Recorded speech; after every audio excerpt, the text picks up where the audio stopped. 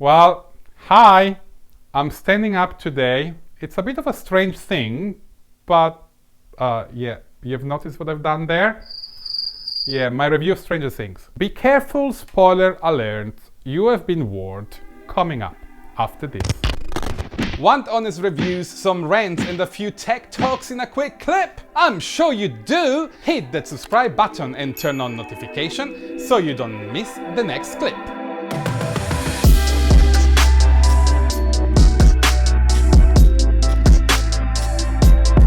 Let's start this review of Stranger Things, and I have to get straight into it. And I have to admit, when I started watching the show, I sat down on my couch and I started watching the first episode, and the second episode, and the third episode, and I have to admit, the first half of the show is really bad. Storytelling wise, it's just not working, and I saw again, we are going back to season 2, where it didn't go anywhere, where it didn't tell me anything else than they already told me on season 1. So it is like having, a nice dinner, but it's the one that you cooked 2 nights ago and you reheat it yesterday and then you reheat again today, and it just tastes bland and just, the potatoes are not crisp anymore. It's stuff that you already eaten before. And so I was like, yeah. And so I was like, about to give up. And then episode 4 started, and I have to give it to the Duffer Brothers. On episode 4 they probably found a little spark that reignited Stranger Things, at least for me. And episode 4 is the point where they turned it around, and things started to happen. We stopped looking back to what those characters have done in the past year or in between the 2 seasons, and they started to go and tell a new story. What if he never left? What if we locked him out here with us?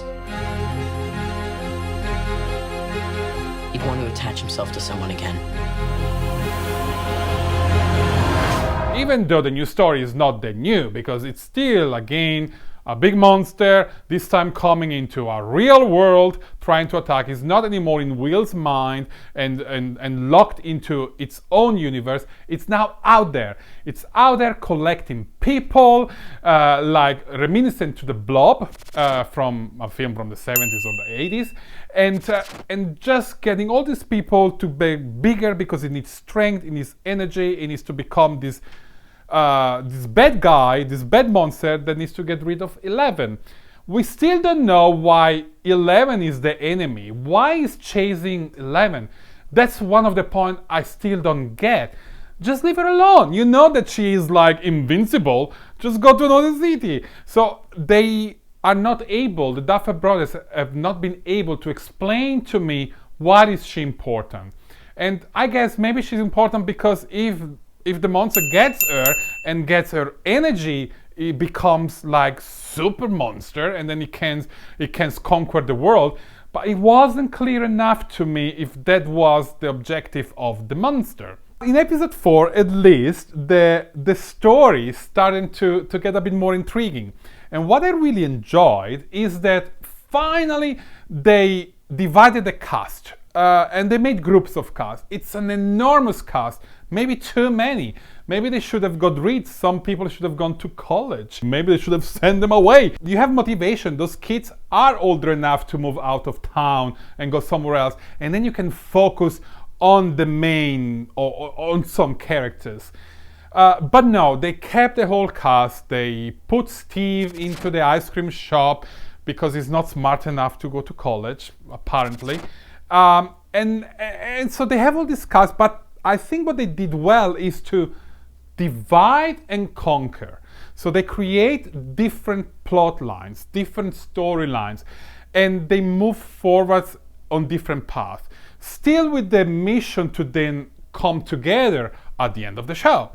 So I really enjoyed that, and there is different storyline. Like I say, there is Steve and the ice cream girl, which I don't remember the name, and Dustin and Erica. You can't spell America without Erica. This is a group, and they go and they investigate the new Russian spies that have built this huge facility. And Dustin with Erica and Steve, they managed to go down there and start investigating.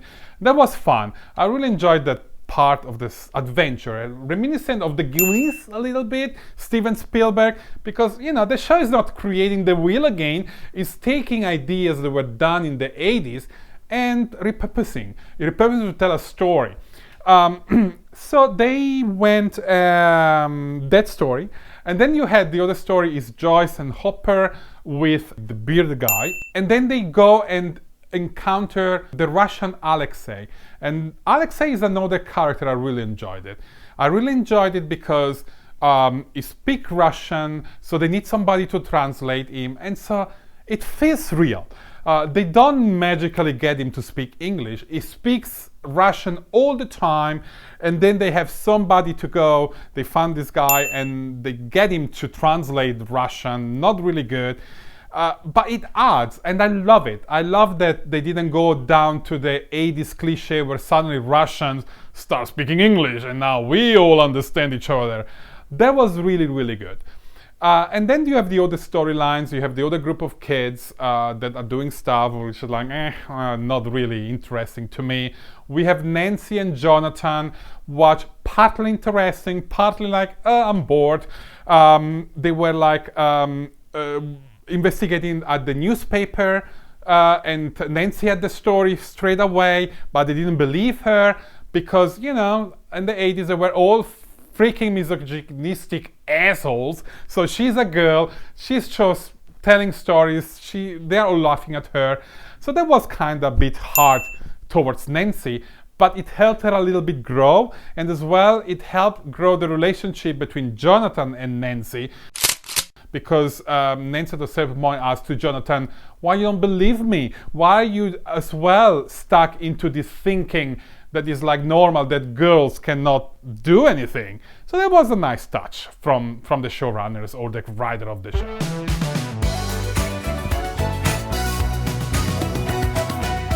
First half and second half, there's a major point. So first half for me was like, second half, yay!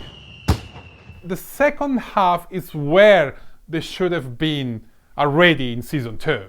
So we have 9 episodes of season 2 plus 4 of season 3, so 13 episodes.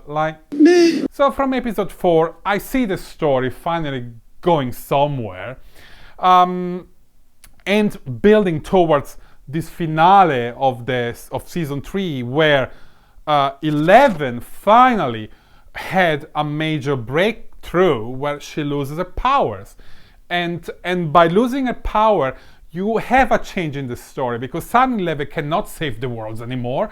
Now they are forced to go through their own strength to figure out how to defeat the monster. So that was good. I really enjoyed that part, and I really enjoyed at the end where 11 doesn't have her power back. We kind of jumped 3 months ahead at the tail of the last episode, and 11 still doesn't have her powers back. And so you don't know what's gonna happen, and she's moving away with Joyce and Jonathan and Will. They're moving out of Hawkins. It could be like a conclusion of the show. Finally, Joyce, after suffering all that loss of the child, where she thought her child was lost in season 1, and in season 2 when she saw her son was sick and would die, and now in season 3 where her son was feeling stuff but nothing much, but still she was invested in getting rid of that portal or that gate, that passage through the parallel universe. She kind of had a nice end of the journey. So they move out of town,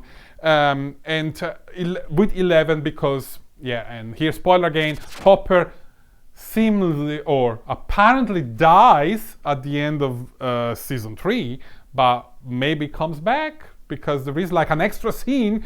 I think after the first credits there is an extra scene where they go back to a facility in Russia, and one of the Russian guards says, no, not the American guy, let's go with the other guy.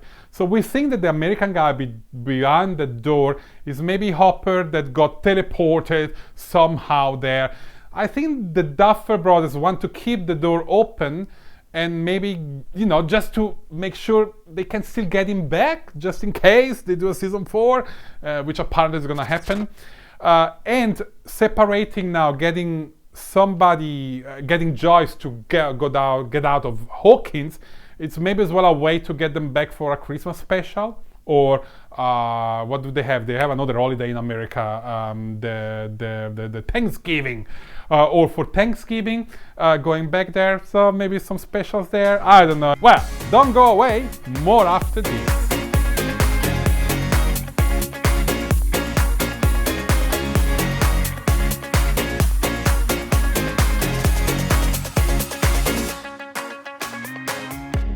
Season 3 of Stranger Things was, in my opinion, better than the second one.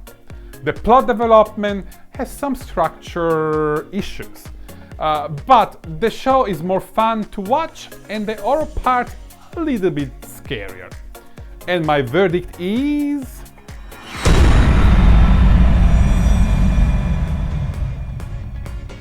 If you have watched the 3rd season of Stranger Things, please let me know in the comment section below what are your thoughts about the show. Don't be scared, just write what you think. If you are against what I'm saying, it's fine. Let's get this conversation going. If you haven't watched it yet, it's streaming now on Netflix. If you need some inspiration what to watch or not to watch this week, check out what other shows or movies I'm currently watching or just watched. Those are just suggestions. Some of the show I haven't finished watching them, so I don't know what my ideas or my review are, but they will come soon on this channel. Feel free to like this video or dislike it if you are not agreeing with what I'm saying. And if you want to get stuck in the YouTube infinite loop, keep watching my channel or click on this video suggestion or playlist down here. Also, get in touch on Twitter and Instagram @EnnyNZ. Until next time, ciao!